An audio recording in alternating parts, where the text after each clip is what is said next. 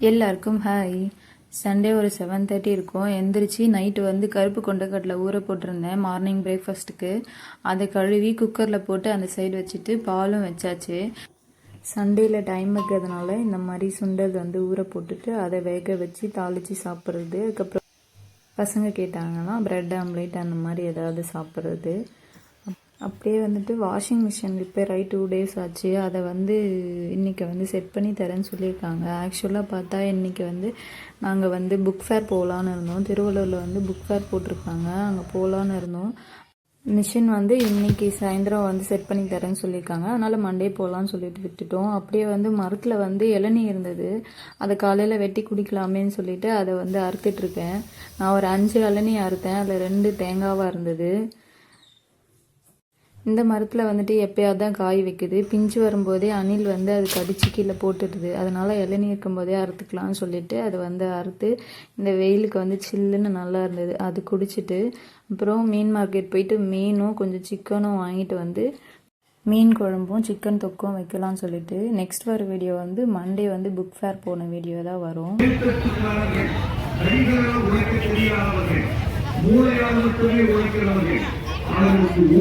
வலிமையாக உண்டு.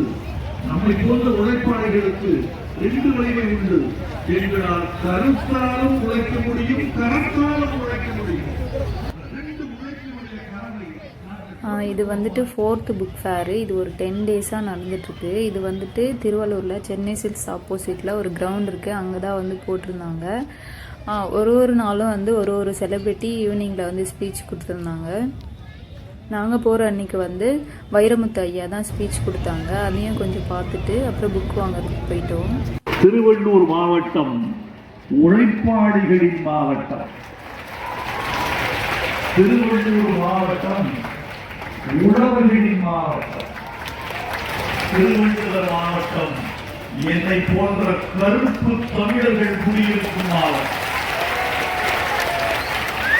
இந்த மாவட்டத்திற்கு நான் வந்திருப்பது எனக்கு மகிழ்ச்சி தருகிறது.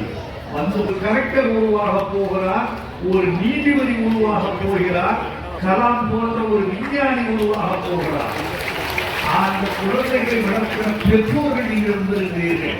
பெற்றோர்களும் பிள்ளைகளும் ஆசிரியர்களும் கூடி குவியிருக்கிற இந்த கூட்டத்தில் ஒரு பேச்சாளர் பேசுவதற்கு நிறைய செய்திகள் உண்டு என்று நினைக்கிறேன். புத்தகம் என்ற ஒன்று இல்லை என்றால் வைரமுத்து என்ற விவசாய குடும்பத்து சிறுவன் கலெக்டர் முன்னிலையில் இந்த திருவள்ளூர் மாவட்டத்தில் ஒரு உரையாற்ற வந்திருக்க மாட்டார். வீட்டை குறிக்கிற ஒரு முகவரி. அதற்கு பிறகு பள்ளிக்கு வெளியே நீங்கள் படிக்கிற புத்தகமும் வாழ்க்கையும் தான் உங்கள் முகவரியாக இருக்க முடியும். பள்ளிக்கூடத்தில் படிக்கிற போதே கல்லூரிக்கு படிக்கிற அளவுக்கான உயரத்தில் நீங்கள் அவர்கள் புத்தகங்களை படிக்க வைத்து விட்டால் பள்ளி கல்வி எளிதாகிவிடும். நீங்கள் குளத்தில் நீந்தியவன் ஆற்றில் நீந்துவது எளிது, கடலில் நீந்தியவன் ஏரியில் நீந்துவது எளிது. நீங்கள் படிக்கும் பொழுதே 18 வயதுக்கு மேற்பட்டவர்கள் படிக்கக்கூடிய புத்தகத்தை படித்துவிட்டால் இந்த 12 வயதில் எழுதக்கூடிய தேர்வு எளிது எளிது எளிது என்று சொல்லுகிறேன். அவர்களுக்கு அந்த ஆழம் வளர வேண்டும், அறிவும் வளர வேண்டும். அறிவு என்பது பகுத்தறிவு என்று நினைத்துக் கொள்ளுங்கள். அறிவு என்பது சுயமரியாதை, அறிவு என்பது சுதந்திரம், அறிவு என்பது உண்மை. அறிவு அற்றங்காக்கும் கருவி என்று திருவள்ளுவர் சொல்லியிருக்கிறார் என்றால் உண்மையை நம் பிள்ளைகளுக்கு சொல்லிக் கொடுங்கள். அதே பாடலில் பட்டுக்கொட்டை சொல்வார், வெப்பமர உச்சியில் நின்று பேயுன்னு ஆடுதுன்னு விளையாட போகும்போது சொல்லி வைப்பாங்க. உன் வீரத்தை கொழுந்திலேயே கிள்ளி வைப்பாங்க. வேலையற்ற வீரர்களின் மூளையற்ற வார்த்தைகளை வேடிக்கையாக கூட நம்பிவிடாதே. நீ வீட்டுக்குள்ளே பயந்து கிடந்து வெற்றி விடாதே. கேட்டால் பதில் சொன்னாய். இந்திய நான் கேட்கிறேன். அதே தாய்மொழி என்பது கண்ணை போன்றது. ஆங்கிலம் பிறமொழி என்பது கண்ணில் அணிவிக்கிற கண்ணாடியை போன்றது. இந்த கண்ணாடி இல்லாமல் கூட இருக்கலாம், கண் இல்லாமல் இருக்க முடியாது. கண்ணாடி என்பது ஆங்கிலம். கடத்தி வைத்துவிட்டு கூட நீங்கள் தாய்மொழி என்ற கண்ணோடு வாழ முடியும் என்பதை மறந்துவிடக் கூடாது என்று அவருக்கு நம்பிக்கை இருக்கிறார்.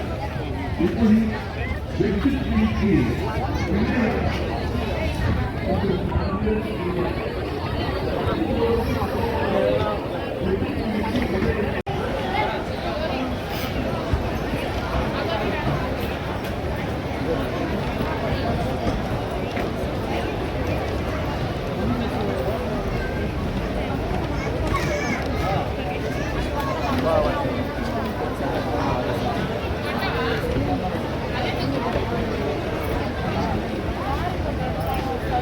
என் பையன் வந்துட்டு நரோட்டோவோட புக்கு கேட்டான். அது வந்து 7 பார்ட்டாக கண்டினியூட்டியாக போயிருந்தது. அது ஒன்றே வந்து 700 சொன்னாங்க. அதனால் சரி அது வேணாம், நெக்ஸ்ட் டைம் வாங்கிக்கலாம்னு சொல்லிட்டு ஒரு கலரிங் புக் வாங்கி கொடுத்தோம். அவன் கொடுத்துட்டே வந்துட்டான். எங்களுக்கு தேவையான சில புக்ஸ்லாம் வாங்கிட்டு வீட்டுக்கு வந்துட்டோம். இந்த புக்ஸ்லாம் தான் நாங்கள் வாங்கிட்டு வந்தது. என்னோடய வீடியோ உங்களுக்கு பிடிச்சிருந்ததுன்னா லைக் பண்ணுங்கள், ஷேர் பண்ணுங்கள், அப்புறம் சப்ஸ்கிரைப் பண்ணுங்கள். அப்புறம் இந்த புக் ஃபேருக்கு யாரெல்லாம் போயிருந்தீங்களோ அவங்கெல்லாம் வந்து கமெண்ட்ஸ் பண்ணுங்கள். தேங்க்யூ. நெக்ஸ்ட் வீடியோவில் பார்க்கலாம்.